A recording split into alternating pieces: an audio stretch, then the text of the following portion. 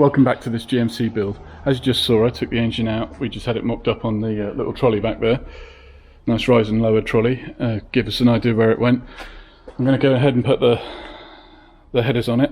I've got some headers which are like Corvette style, cast iron ram's horn looking things, but they've got pretty big ports in them. But the whole idea of today is I've got some pieces of steel which match up to these mounts which I've bought.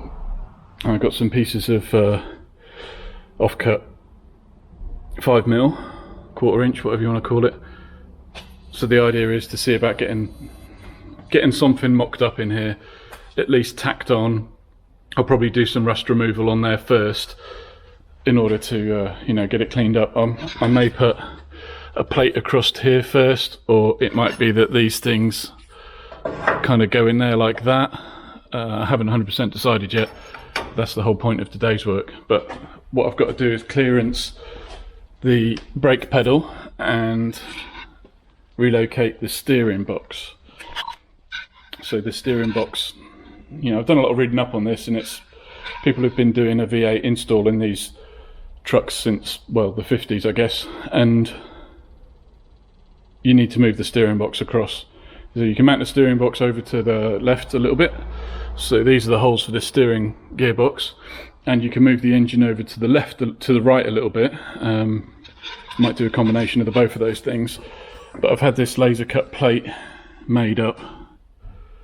So the idea is I can weld that on there, and that'll relocate it across just under 1 1/4 inches, which seems to be the common consensus of the correct distance to push it out by. And I'll have to enlarge the hole a little bit as well to make that work. A lot of this firewall is from about here down. The firewall is going to be replaced anyway.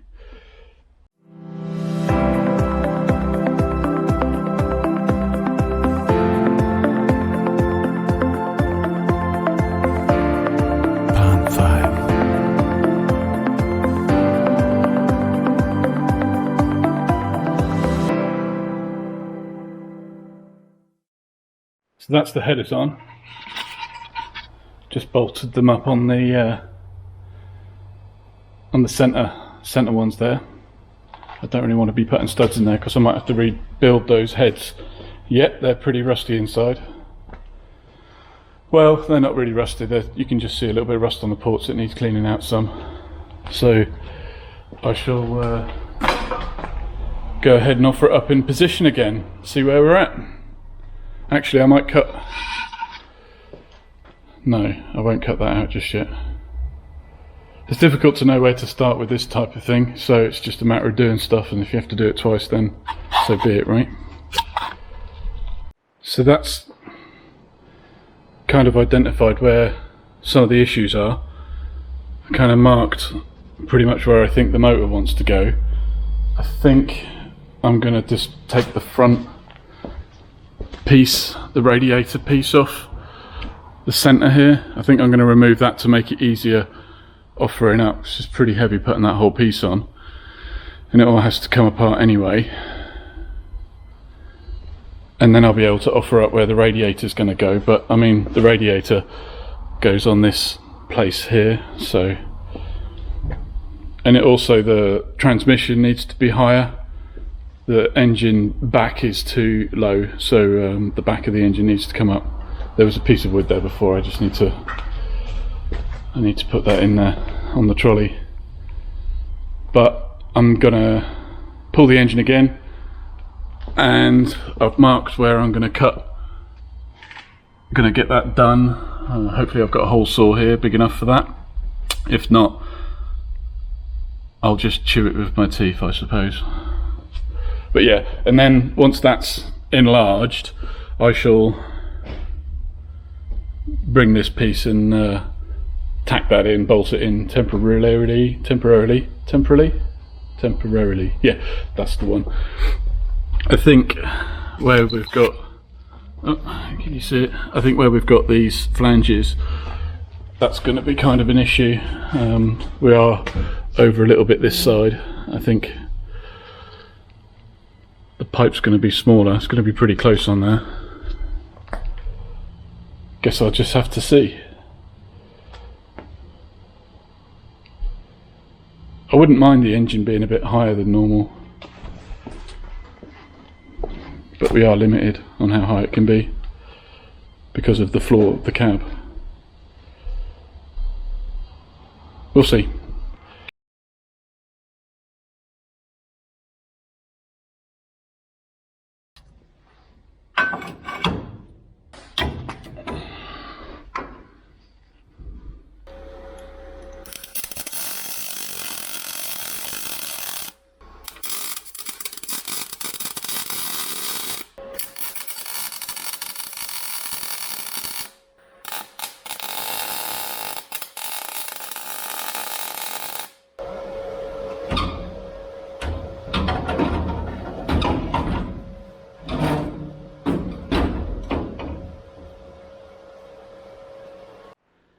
So,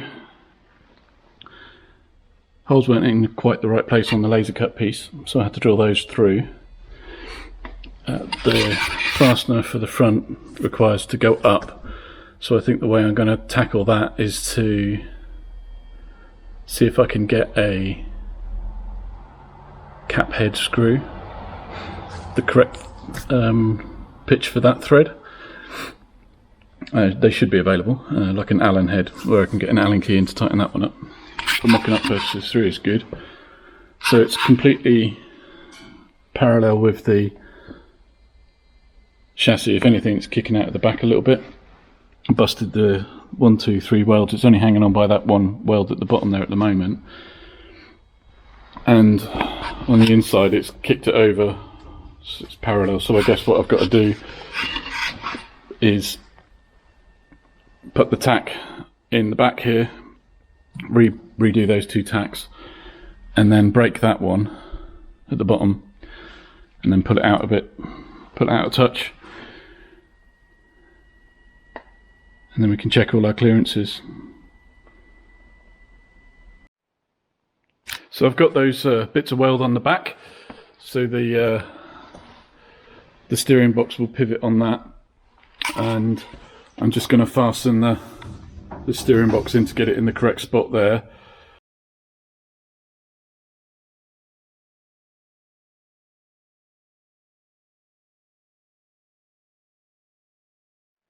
So I've just checked out clearances for the tyres when they on full lock and stuff like that, and if I can get the steering gearbox closer to the chassis, I really want to do that.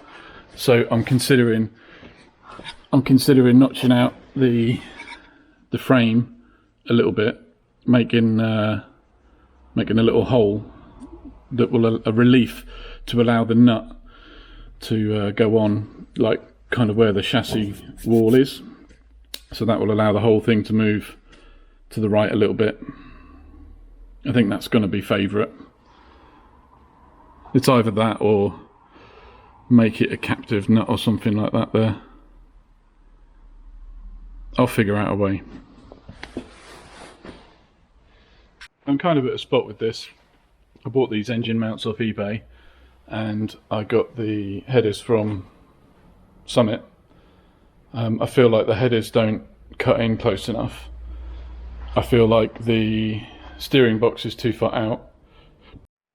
So I got a little bit frustrated with the engine mounts and headers and stuff like that, but it's evident that the steering box needed to come in a bit further. There's a huge gap in there before, and I've kind of got to installing it like this, basically taking that gap out, and I feel like the steering arm's going to work this way without colliding with the tyre when it's on full lock, which is pretty much where it's going to be, like that. So that's just held on with that G-cramp at the moment. The 2 holes which go into the top, they fall on this upright section of the frame, so I think it's going to be a matter of cutting a bit of the frame away in order to allow a fastener to come in underneath of it. I'm going to sit on that. I think I'm going to give that some thought for a little while. maybe do like a half circle or something like that to allow it to fit. Inside the cab, I don't think it's going to make much difference at all with the position of the steering wheel. I think that's going to be fine. So you will have just seen me working on the front here, doing all kinds of work with the steering box and so forth. That was a week ago. I have ordered different engine mounts. I'll put them... I've ordered different engine mounts, and I've ordered like a tubular cradle, what goes underneath the truck there, underneath the engine, sorry. And that'll be adapted, you know, to work much closer to the engine. It's going to fit those frame rails better. Even if I have to laser cut some new fittings for it, it'll be fine. I kind of felt a bit dejected last week when I was working on that because, you know, I wanted to make more progress. I guess it's always like that. But I now know how it won't work, and it's a matter of just keeping on with that. I'm not sure if these headers are going to work or not. Maybe I'm going to want something which, maybe this is too far out, and I can work on that perhaps, but I haven't ordered any different headers at the moment. I'm just going to stick with getting the engine mounted. So I did quite a lot of work with the steering box mounts last time. The nut wants to be right where the frame rail is, so I've got a plan for that, which is going to involve cutting out a square of material from, you know, a piece of 1/4 inch steel, and I'll cut a square out of here, and I'll make a little impression, a little opening there for the hole for the nut to go in, and it won't compromise the strength of the frame because you're going to have this new bracket all mounted on there. So that's how that's going to work, but I'm not going to work on that tonight. I don't really want to be grinding into ATF. I'll go get some key litter to sort that out. I'll do that during the week. Today I'm working on finalising with this bodywork here. I want to get that to a point where I can put the colour on it. So I'm going to be switching between this side here and this side here at the back.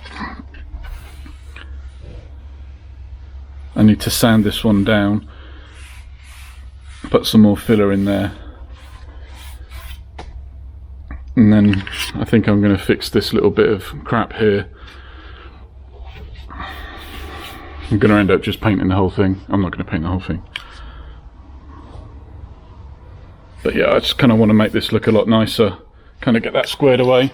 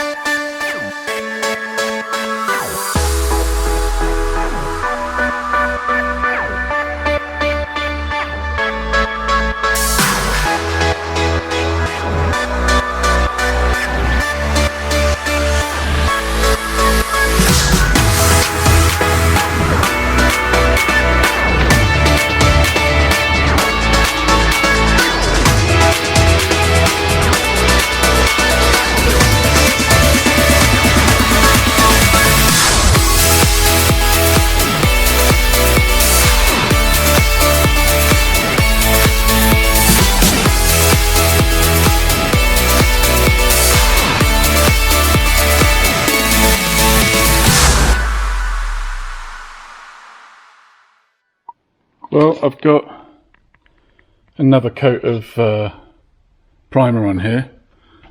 Got a nice reaction going on here. I'm not sure what it's a reaction with.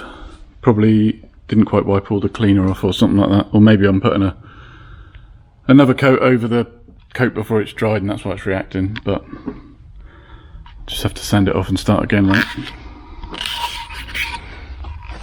Done the same at the back here. You can't really tell where you're at with it unless you've got daylight, so I guess I'm going to have to wait for daylight. But I feel like I should probably leave it. I've got a nice dent there, but it's like there's dents all over the truck, so how far do you go with it before you just paint the whole thing? And I'm not ready to paint the whole thing.